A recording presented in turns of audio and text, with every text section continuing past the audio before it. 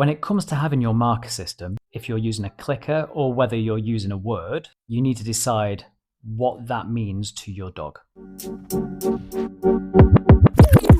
When I first started with Sam, I had two words. I had yes and I had free. Yes meant that I would walk over to you and give you a reward, but the behavior had to continue. Free meant that you can break that position or that behavior and come to me to get your reward.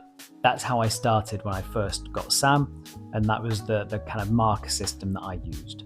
Now I've stripped it back, and now I just have one word, which is yes, which means that the behavior is finished.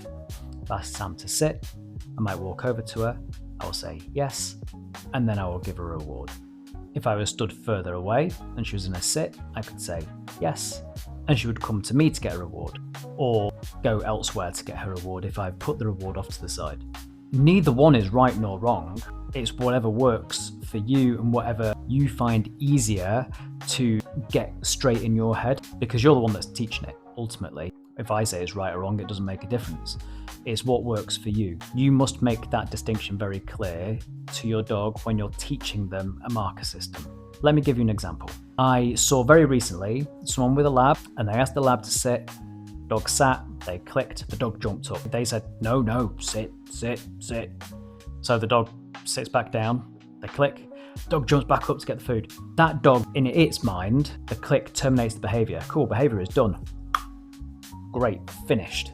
I will now get my reward. That owner has likely been really inconsistent in the way that they've given that reward, or what their expectation is of what they want to happen. So sometimes they would have been in a mindset where they go, I will click and I will give you the food, and that's good, you can finish and do what you want. Or other times they've done it where they've clicked and then they've been really slow to get their reward, and then the dog's moved and then they've decided that that's not the right thing. And that doesn't make them a bad owner. It just means that they aren't clear with what they expect. They aren't clear with what they think the marker is supposed to be doing.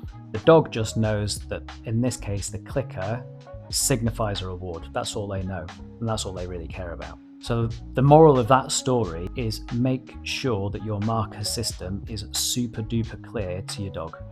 Does it mean, great, the reward is going to come to you, maintain the position or maintain the behavior? Or does it mean break the position or break the behavior to come to get your reward?